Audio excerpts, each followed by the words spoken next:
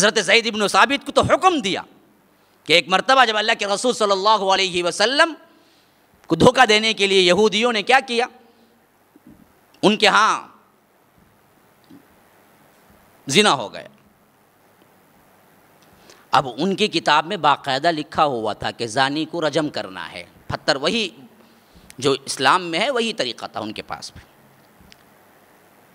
اب ان بدبختوں نے یہ سوچا کہ اگر ہم اپنے طریقے سے کریں گے تو معاملہ یہ ہے کہ بڑا آدمی تھا، خاندان بڑے خاندان والا تھا، تو انہوں نے سوچا کہ اگر ہم اپنے طریقے سے کریں گے تو ہاتھ دھو بیٹھیں گے، جان سے مارنا پڑے گا. پتہ نہیں نیا نبی آیا ہے، اس کی شریعت میں کیا ہے، ہو سکتا ہے کچھ کم سزا ہو، تو ہم سیدھے کیا کریں گے، اللہ کے رسول سے کروا لیں گے اور خوش بھی ہو جائیں گے مسلمان. یہودی آ کے فیصلہ اللہ کے رسول سے کروا لیے بول کے، تو سیدھا لے کے آ گئے، اللہ کے رسول ہمارے ہاں زنا ہوا ہے، کیا سزا ہے؟ اللہ کے رسول صلی اللہ علیہ وسلم نے کہا کہ تم کو نہیں معلوم؟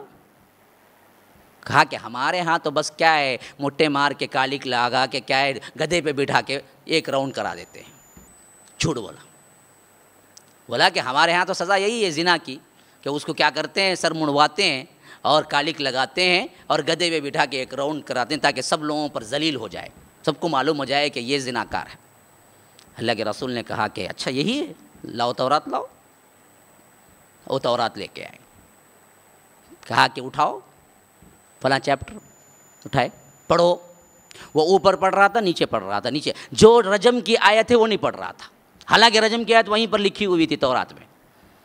اللہ کے رسول صلی اللہ علیہ وسلم کے لیے دکھانے کے لیے اوپر کی آیت کا ترجمہ، اوپر کی آیت پڑھ رہا تھا، نیچے کی آیت پڑھ رہا تھا، لیکن جو رجم کی آیت تھی وہ نہیں پڑھ رہا تھا. صحابی جو ساتھ میں بیٹھے ہوئے تھے، جن کو تھوڑی تھوڑی آتی تھی عبرانی، انہوں نے کہا کہ اللہ کے رسول یہ چھپا رہا ہے، ہاتھ کے نیچے جو آیت رکھا ہوا ہے اس کو بولو وہ پڑھو. اللہ کے رسول نے کہا ہاتھ اٹھا، پڑھا. کیا لکھا ہوا ہے؟ زنا کو کرنے والے کا سزا یہی ہے کہ ان کو کیا ہے، رجم کرو. بولے کہ جاؤ اپنی کتاب کو فالو کرو، جاؤ رجم کرو.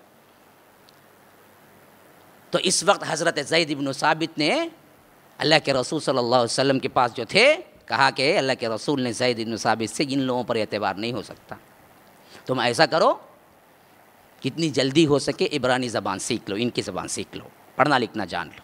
کہتے ہیں کہ زید بن ثابت نے اللہ کے رسول کے اس ایک حکم پہ صرف اور صرف 15 دن میں ایسی مہارت حاصل کر لی کہ بہترین پڑھ سکتے تھے. 15 دن میں، صرف 15 دن میں. اور اسی طرح بدر کے لحاظ سے معاملہ پیش آیا کہ قیدیوں کو کیا کیا جائے. اللہ کے رسول صلی اللہ علیہ وسلم نے کہا کہ ٹیکس لے کے چھوڑ دیں گے، لیکن جن کے پاس ٹیکس ادا کرنے کے لیے کچھ بھی نہیں ہے، اور ٹیکس اس وقت کسی کے لحاظ سے الگ الگ ان کے حساب سے رکھا گیا تھا، کسی کو 4000 درہم، کسی کو 3000، کسی کو 400 300 ایسے. تو جو لوگ فدیہ دینے کے قابل نہیں تھے، اللہ کے رسول صلی اللہ علیہ وسلم نے ان کے لیے دوسرا آپشن پیش کیا.